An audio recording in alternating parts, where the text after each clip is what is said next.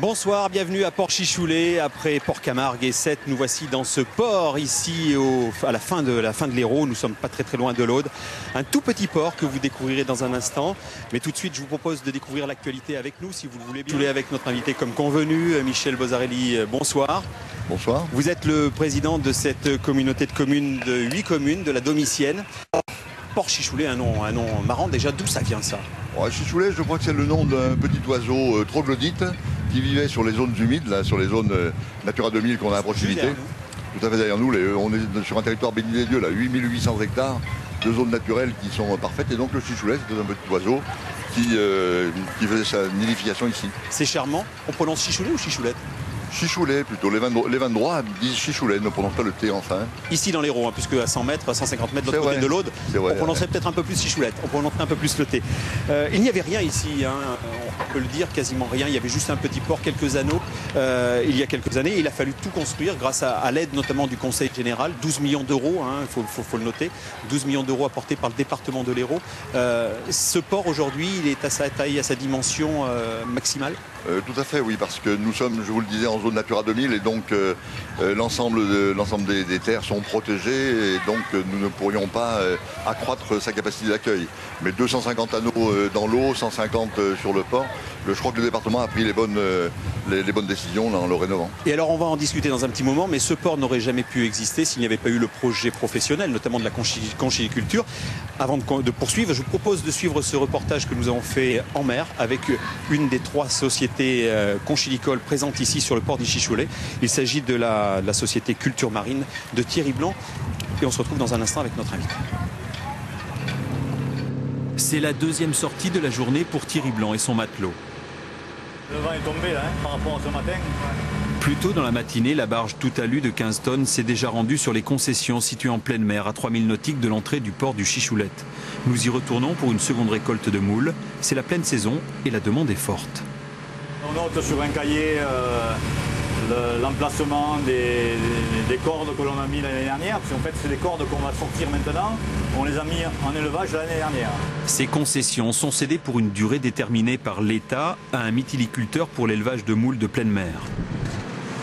Sous la coque du bateau, invisible par 7 mètres de fond, arrimées à des blocs de béton de 2 tonnes, les fameuses filières maintenues entre 2 eaux sont remontées par tronçons. Il y a 9 filières en tout. Les filières sont partagées en morceaux de 25 mètres. Là, on va aller sur le 7e morceau.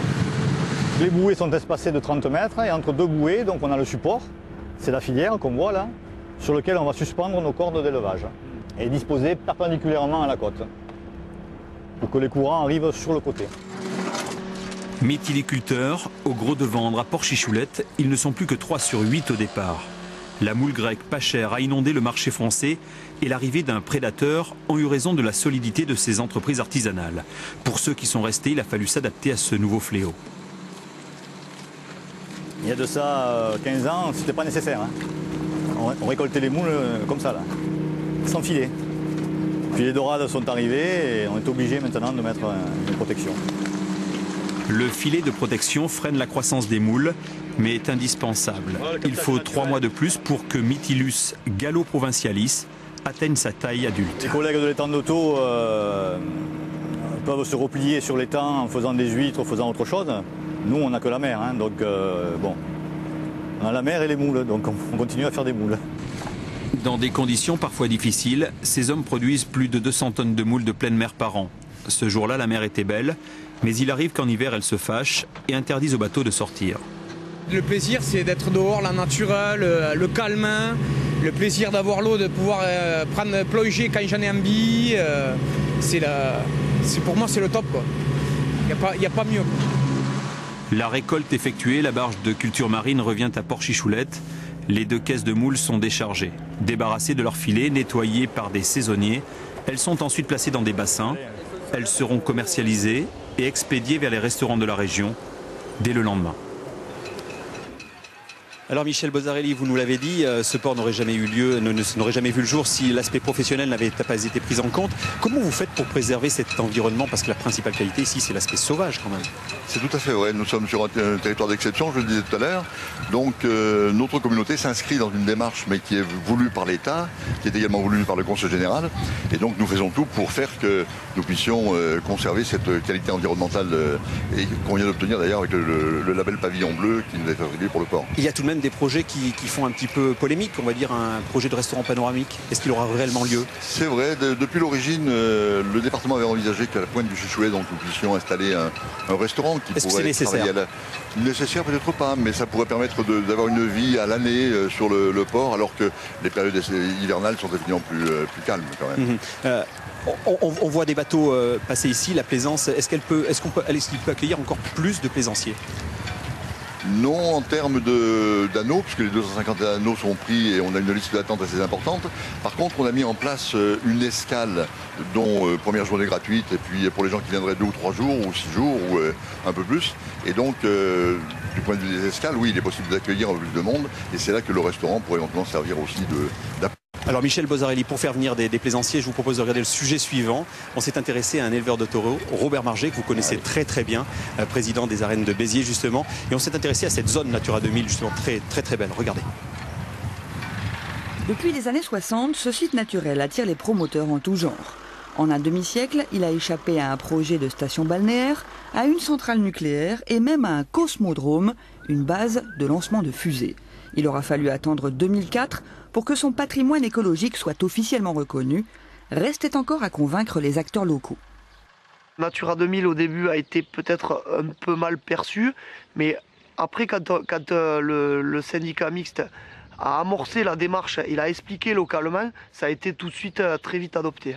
C'est le cas de la famille Marget. Robert, le père, qui a installé son premier élevage de taureaux ici il y a une trentaine d'années, a accepté de jouer le jeu de bonne grâce, malgré les contraintes. On nous a obligés à faire des cahiers de pâturage, on nous a aussi imposé à faire des clôtures pour protéger certains canaux d'écoulement ou d'amener d'eau. Tout ça, on s'est petit à petit laissé encadrer, mais bon, c'était pour le bien de tous, donc de temps en temps il faut faire des efforts aussi. Des centaines de taureaux de combat paissent désormais au cœur de ces 5000 hectares protégés. En broutant l'herbe, les bovins maintiennent le milieu ouvert. Sans eux, il y aurait moins de prairies et la biodiversité s'en trouverait appauvrie. L'hiver, ces animaux engloutissent 2000 ballots de foin, une production d'herbe estivale qui, elle aussi, est soumise à conditions. On ne va pas mettre du produit là où il ne faut pas mettre. L'engrais, on le dose au minimum, mais il faut de façon à ce que l'herbe pousse le plus naturellement possible. On essaie de tout optimiser et d'aller dans le sens où moins on apportera à la nature, plus elle va nous en donner. Pour preuve, au beau milieu de ce remue-ménage mécanique, niche un petit oiseau en voie de disparition, la pie-grièche à poitrine rose. Là, on est quand même dans un milieu très favorable avec des prairies de fauche, donc c'est très favorable pour la pie-grièche. Avant, elle était présente dans de nombreux départements, quasiment tous les départements de France, en une vingtaine d'années, enfin une cinquantaine d'années. Ça s'est complètement effondré. Aujourd'hui, elle est présente qu'en Languedoc-Roussillon. En 2010, on comptait 65 couples. Aujourd'hui, on n'en compte plus qu'une vingtaine sur les bonnes années. Au total, de nos jours, la basse plaine de l'Aude joue un rôle important en termes de conservation pour quelques 42 espèces d'oiseaux. Alors voilà, de retour ici à Port-Chichoulet, on est sur un territoire encore préservé, pas de bétonnage, les promoteurs ne sont pas trop venus ici. Est-ce que vous nous donnez l'assurance que cet endroit sera préservé encore longtemps? Oui, je crois que le choix a été fait il y a déjà quelques années parce que ça a failli être la 7e station littorale. Ça ne le sera jamais. Dans le cadre de la mission Racine? Tout à fait. Et maintenant donc nous sommes sur une zone qui est identifiée comme étant une zone naturelle par l'Europe, par l'État, par le département. Et donc l'ensemble du territoire de la commune de Vindre a été classé en commune maritime. Et nous avons ici 4 zones Natura 2000. L'une, les basses vallées de l'Aude de 4400 hectares. Une autre, les collines d'Anserune de 2200 hectares. Tout ceci est classé maintenant avec des plans de gestion. Et donc il n'y aura plus de construction anarchique telle que ça aurait pu se produire il y a quelques années. Merci Michel Bozzarelli d'avoir été notre invité. Je rappelle que vous êtes le directeur de la communauté de communes de la Domitienne ici, 8 communes. Merci. Et je me tourne vers notre invité, Thierry Dutot, bonsoir. Alors vous êtes un petit peu notre Pygmalion sur cette émission depuis maintenant 3 émissions. Vous êtes de Cabotage, que l'on ne présente plus, ce fameux magazine destiné aux plaisanciers. Qu'est-ce qui fait que les plaisanciers ont envie de venir ici à Port-Chichoulet? Parce que c'est quand même retiré de tout. C'est justement ce qu'ils recherchent par rapport à la navigation en Méditerranée. Après avoir fait un plateau sur Port-Camargue, un autre sur Sète, où on est sur des grands ports avec beaucoup de bateaux, beaucoup de plaisance, et peu de rapprochement entre les professionnels et la plaisance. Ici, le gros avantage, c'est qu'on vient chercher, que l'on vienne de l'Espagne ou qu'on vienne de l'autre côté de la Méditerranée, de l'Italie, on est vraiment dans la recherche de la tranquillité, du côté sauvage, et surtout, comme on le voit, les ostréiculteurs, les mytiliculteurs sont disponibles pour les plaisanciers. Et cette curiosité attire les plaisanciers. Alors justement, une autre curiosité, ce sont les cabanes de Fleury d'Aude. Nous leur avons vendu à peine à 100 mètres à vol d'oiseau.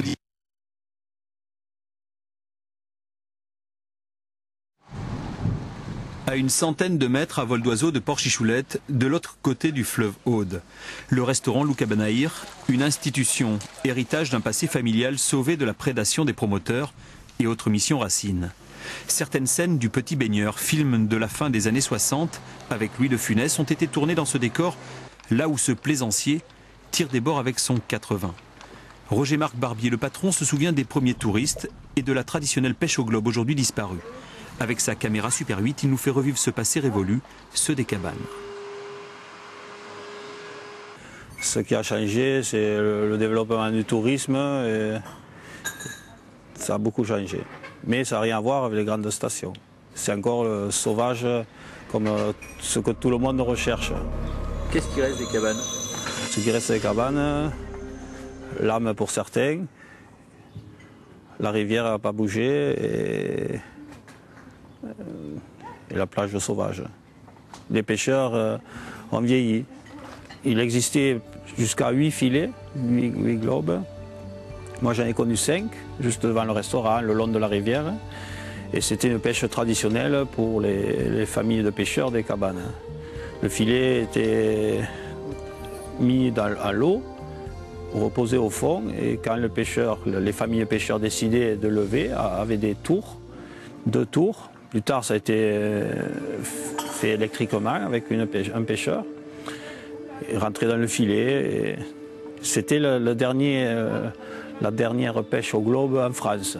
Et il y avait 2 mondes sur les cabanes. Ceux qui étaient dans le vieux village et ceux qui étaient à la plage. Donc, ça fait 800 mètres. Et dans le vieux village, tu avais les familles, quelques campeurs. Et après, à la plage, ceux de la plage, ils revenaient le soir parce qu'il n'y avait qu'un café. Maintenant, quand les gens vont en vacances, ils viennent 10 jours, 2 semaines. À l'époque, c'était le mois de juillet, les juilletistes et le mois d'août. Donc tu connaissais les gens de juillet et tu connaissais ce mois d'août. On s'installait, enfin, ils s'installaient pendant un mois. Sur la plage, il y avait les troncs. La plage n'était pas nettoyée comme elle est maintenant. C'était moins stérile que... Et tu allais à la plage, toujours au même tronc. Tu pouvais laisser ta serviette, tu la retrouvais le lendemain. Pour venir aux cabanes, c'était le bout du monde. Je me rappelle une fois en faisant de l'autostop. D'où c'est que vous êtes? Moi, je suis au bout du monde, la route s'arrête là. Et le chauffeur, il me dit, oui, les cabanes de Fleury. J'étais du côté de Millau, j'étais surpris de trouver quelqu'un qui connaissait le bout du monde, les cabanes. Toutes nos excuses, nous avons un petit incident technique qui nous empêche d'établir la liaison avec Port-Chichoulette où se trouve Laurent Baumel et toute l'équipe du journal de 19h. La semaine prochaine, nous espérons que la liaison sera parfaitement bien établie. Nous irons en balade de port en port et nous nous retrouverons à Collioure. Je vous souhaite une très bonne soirée. Restez bien avec nous à 19h30. Ne manquez pas le journal national. Tout de suite, la liaison a été rétablie. Nous retrouvons Laurent Baumel. Oui, alors ça arrive, c'est le direct, hein, comme on dit ici, il y a du vent. Thierry Ductot, rapidement, on a du mal à quitter Port-Chichoulette tout simplement et la semaine prochaine nous serons à Collioure. La semaine prochaine à Collioure, Port-Chichoulette sera encore une destination de cabotage et Collioure une autre carte postale avec des mouillages. Merci beaucoup d'avoir été notre invité Thierry. Merci à vous. Bien sûr, Cabotage, notre partenaire sur cette série. Et pour conclure, nous concluons.